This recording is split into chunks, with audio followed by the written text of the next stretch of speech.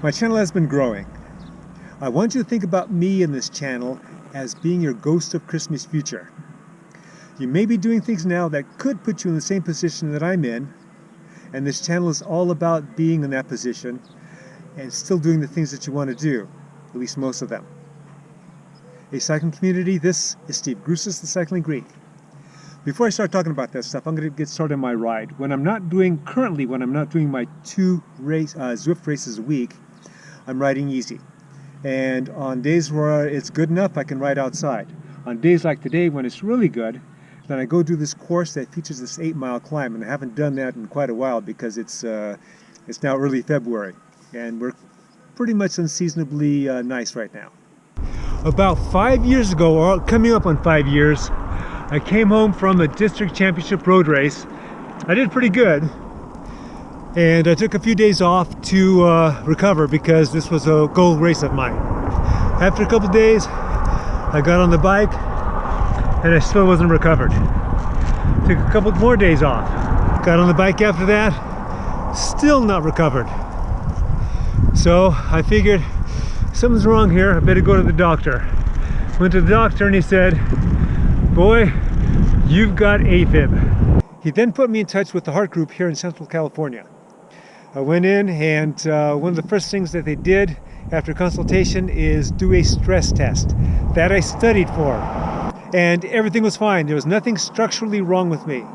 My blood pressure was rock solid. I've been racing since 1990. Before that, I was doing some triathlons. I was always active, jogging or using my bike as transportation. So what was the problem? No one knows why a particular incident of AFib happens, but they do have data statistically on what contributes to it. For me, it was many years of bad habits. For years, for decades, I've been burning the candle at both ends.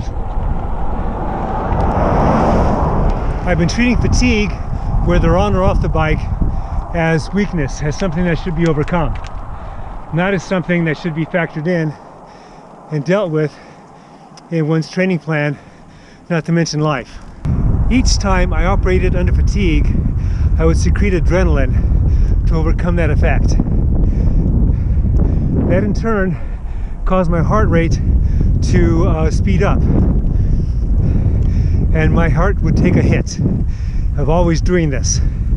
Over the years, eventually what probably happened is I may have developed a little bit of scar tissue, so that when the electrical impulse propagates, it may get delayed in certain areas, cause eddy currents, and maybe make me go into AFib.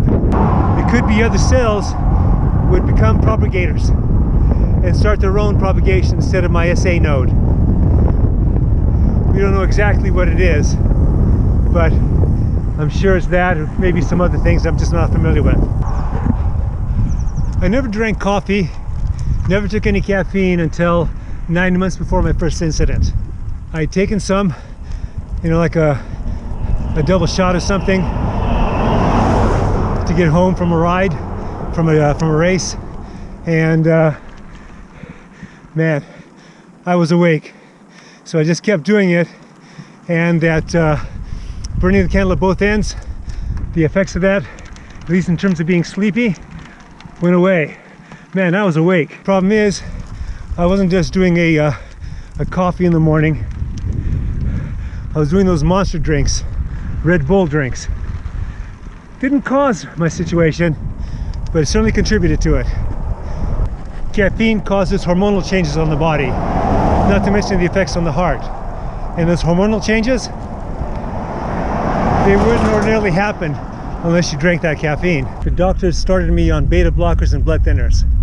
Reason for the blood thinners is that when you're in AFib, there's a kind of a pocket created in your left atrium, and that the red blood cells don't easily leave. So they sit around there getting bounced around, getting damaged possibly, and then they start to clump together. And then that's where you can get your stroke from. So back to the doctor's office. I'd gone through the test. I had nothing structurally or biomechanically wrong with me. So they said, Okay, we're good to zap you out of it.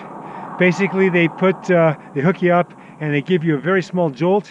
And fortunately, mine took on the very first one. I went back into sinus. So that could happen again, and I didn't want it to happen again, and because it sucked. Now once I found out I had AFib, I was able to get back on the bike again, but I couldn't ride very fast because the heart output of the red blood cells is very limited. When it does that funny beat, the top half is beating at a different rate than the bottom half, and so blood gets pooled, like I was mentioning earlier, and not a lot of blood gets out. Fortunately, because I've done all this training, it doesn't affect me as much as others, but still, pretty much I was riding zone 1, easy zone 1 all that time. So once I was able to get going, I established some parameters. No more double centuries, no more training for double centuries. And these parameters I started at the very beginning, and I changed them a little bit later on, modified them. But in the beginning, it was that I would never ride 2 days in a row, and I would limit my rides to 3 hours. In fact, only 1 ride per week for 3 hours once I built up to that. Those parameters were working out for me at the time.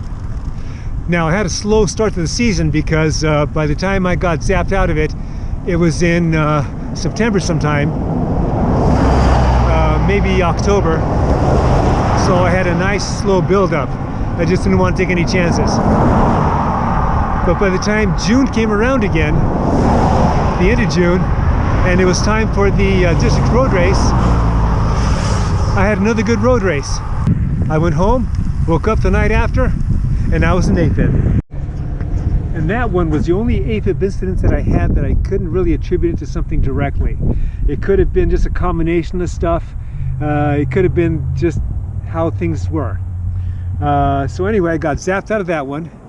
And by then I had moved to that same heart group to another doctor because the one I was having was retiring, I think, and ended up with this other electrocardiologist. And so he had told me, you know, you're taking so little beta blocker, you can just stop it. So I wasn't confident enough to stop it. It did affect me a little bit, but he was saying that, especially with my low heart rates, and I don't have other factors. In fact, my waiting factor for bad things that cause AFib was at 0. He said you can just stop it. So I waited 3 months, and I stopped that, and I stopped the blood thinners too. Now, they had given me since then a prescription for calcium channel blockers, and I'd used those a couple times. And it's kind of like those old nitro pills that you may have seen on TV, like in the older movies where somebody's starting to get a heart attack or something, take those nitro pills, and then it goes away. Same type of effect.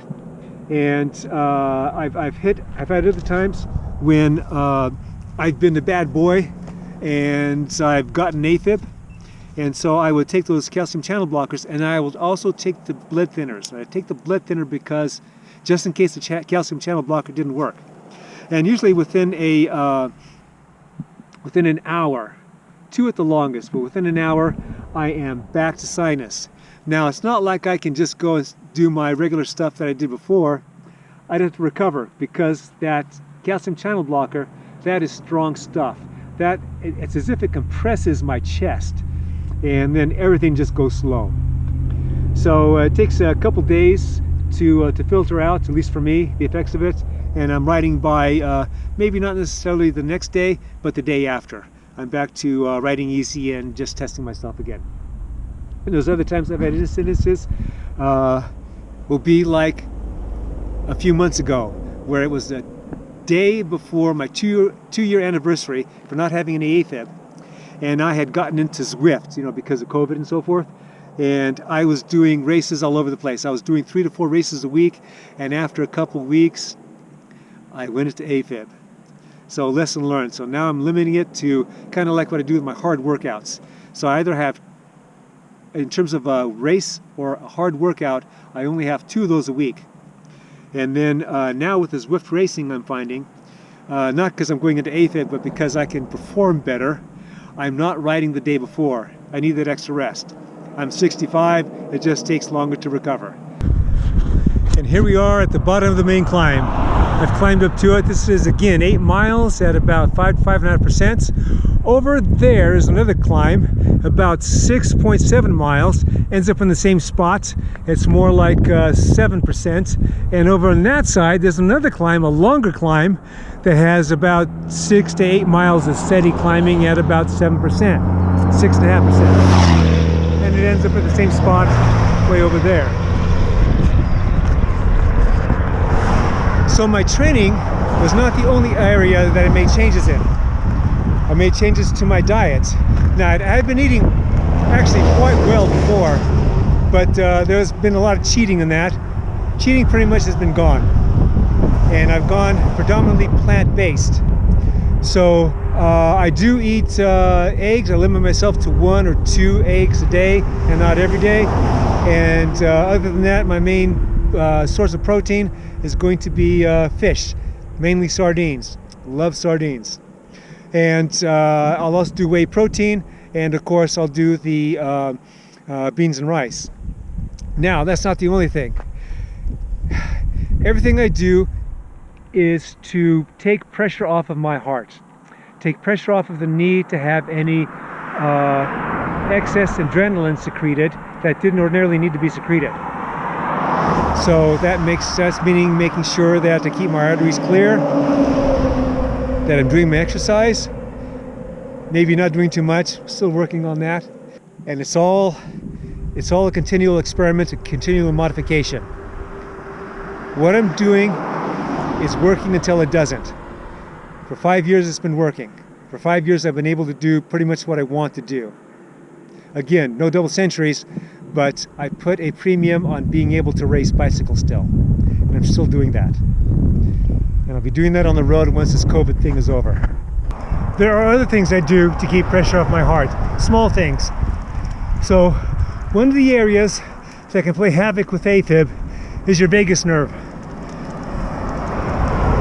When it gets screwed with, that may prompt an episode of AFib. So I've made a couple changes, actually working on one of those changes, and that's my breathing. I used to be a real fast, shallow breather. Now I breathe a lot more deeply, or I try to, and evenly. Reason being that quick, shallow breath plays havoc with the vagus nerve, and that can play havoc with my heart.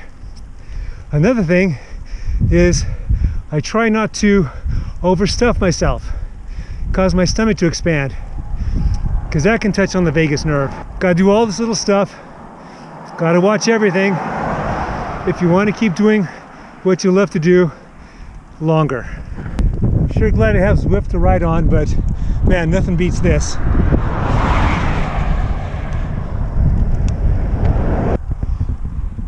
Another thing I do to protect my heart is my warm-up and my cool-down. I make sure I have those, especially with the warm-up. Even with group rides, if it's doing, let's say, this course, and I know it's going to be tougher, I get to the start about half hour before, and I go do a warm-up. Now, I think I mentioned before, in terms of the Zwift races, I don't ride the day before. Reason being, so I have that extra recovery. These races start fast, and I tend to do the shorter ones. I like doing those crits, and usually I'm doing the anti-sandbagging crit because I need that. When I'm racing on the road, we don't start off hard like that. Not usually, especially my age group. So I tend to go for a leg opener ride the day before. That makes the warm-up on the day of the race much easier, especially if I'm arriving to, because I got to drive often an hour plus to get to the race in case I'm late or something. A lot of my races early in the morning. See all that? Used to be green, nothing but green.